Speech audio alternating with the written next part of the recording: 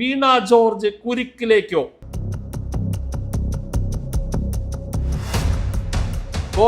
Youth Congress പ്രവർത്തകരെ തെരുവിലിട്ട് പട്ടിയെ അടിക്കുന്ന കടിച്ച സംഭവം എന്ത് നടപടിയാണ് ഇപ്പോൾ പുതിയതായി വന്നിട്ടുള്ള കേരളത്തിന്റെ മുഖ്യമന്ത്രി UDFന്റെ VD സതീശൻ നിലപാടെടുക്കാൻ പോകുന്നതെന്ന് നമുക്ക് കാത്തിരുന്ന് കാണേണ്ടതുണ്ട്. അങ്ങനെ കേരളത്തിൽ VD സതീശൻ മുഖ്യമന്ത്രിയായി സത്യപ്രതിജ്ഞ ചെയ്തിരിക്കുന്നു.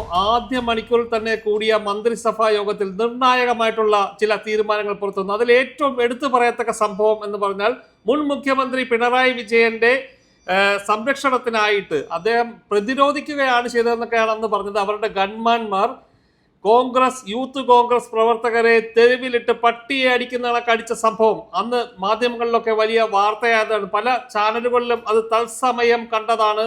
നവകേരള യാത്രയോടനുബന്ധിച്ച് ഈ യാത്രയിൽ ചില പ്രതിഷേധവുമായി എത്തിയ യൂത്ത് കോൺഗ്രസ് പ്രവർത്തകരെയും KSU പ്രവർത്തകരെയുമാണ് റോഡിലിട്ട് പട്ടിയടിക്കുന്ന അന്ന് മുഖ്യമന്ത്രിയുടെ സുരക്ഷാ ജീവനക്കാർ മർദ്ദിച്ചത്. ഈ സംഭവത്തിൽ ഒരു പുനരന്വേഷണം വേണമെന്ന ആവശ്യം ഇപ്പോൾ ആദ്യ മന്ത്രിസഭാ യോഗത്തിൽ തന്നെ വന്നിരിക്കുകയാണ്. ഇതിനായി പ്രത്യേകം ഒരു സ്ക്വാഡിനെയും നിയോഗിച്ചിരിക്കുന്നു.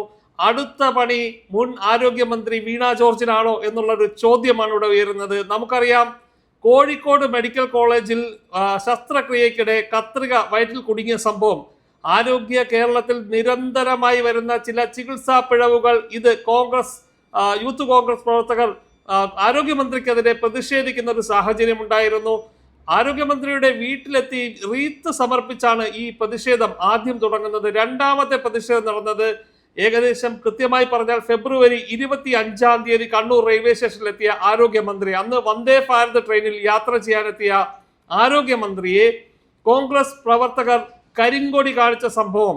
ഈ കരിങ്കൊടി കാണിക്കാൻ എത്തിയപ്പോൾ പോലീസ് പ്രതിരോധം തീർത്ത് അവരെ സംരക്ഷിച്ചിരുന്നു. എന്നാൽ ഈ പ്രതിഷേധത്തിനിടയിൽ മന്ത്രിക്ക് ഗുരുതരമായ പരിക്കുണ്ടായി എന്നുള്ള തരത്തിൽ വാർത്തകൾ വന്നിരുന്നു. അന്ന് മന്ത്രി ICUവിൽ വരെ എത്തിയ സാഹചര്യമുണ്ട്. കഴുത്തിന് പരിക്കേറ്റ് ICUവിലെത്തി. വലിയ വിവാദമായ ഒരു സംഭവമായിരുന്നു. എന്നാൽ തൊട്ടടുത്ത ദിവസങ്ങളിൽ റെയിൽവേയുടെ CCTV ദൃശ്യങ്ങൾ പുറത്തു വന്നപ്പോൾ ഈ സമരക്കാർ ആരോഗ്യമന്ത്രിയുടെ അടുത്തുപോലും എത്തിയില്ല എന്നൊക്കെ ഉള്ള തരത്തിൽ വാർത്തകൾ പിന്നീട് മാറി വന്നു.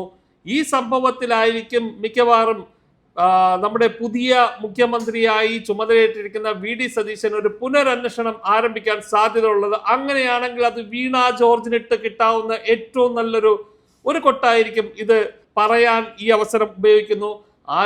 കേരളം വലിയ പരാജയമായിരുന്നു എന്നുള്ള തരത്തിലായിരുന്നു അന്ന് പ്രതിഷേധങ്ങൾ നടന്നത്. ഞാൻ നേരത്തെ സൂചിപ്പിച്ചതുപോലെ തന്നെ നിരന്തരമായി മെഡിക്കൽ കോളേജുകളിൽ ഉണ്ടാകുന്ന അനാസ്ഥ, ഈ അനാസ്ഥയ്ക്കെതിരെ ജനാധിപത്യപരമായ രീതിയിൽ നടത്തിയ കോൺഗ്രസിന്റെ പ്രതിഷേധത്തെയാണ് അന്നത്തെ പോലീസ് സംവിധാനങ്ങളെ ഉപയോഗിച്ച് അവരെ തല്ലി തകർത്തത് എന്ന് വേണം പറയാൻ വേണ്ടിയിട്ട്. ഈ സംഭവത്തിൽ ഞാൻ തൊട്ടു മുൻപ് പറഞ്ഞ കണ്ണൂരത്തെ സംഭവത്തിൽ ആരോഗ്യമന്ത്രിയെ കരിങ്കൊടി കാണിച്ച സംഭവത്തിൽ നിരവധി പ്രവർത്തകർ അന്ന് ജയിലിൽ റിമാൻഡിൽ പോകേണ്ട സാഹചര്യം വരെ ഉണ്ടായി. നിരപരാധികളാണ് തങ്ങളെന്ന് ആവർത്തിച്ച് പറഞ്ഞിട്ട് പോലും കേൾക്കാതെ അവര് ജയിലിൽ പോയി. ആ സംഭവത്തിൽ എന്ത് നടപടിയാണ് ഇപ്പോൾ പുതിയതായി വന്നിട്ടുള്ള കേരളത്തിന്റെ മുഖ്യമന്ത്രി UDFന്റെ VD സതീശൻ നിലപാടെടുക്കാൻ പോകുന്നതെന്ന് നമുക്ക് കാത്തിരുന്ന് കാണേണ്ടതുണ്ട്. വീണ ജോർജ് കുരുക്കിലേക്കോ?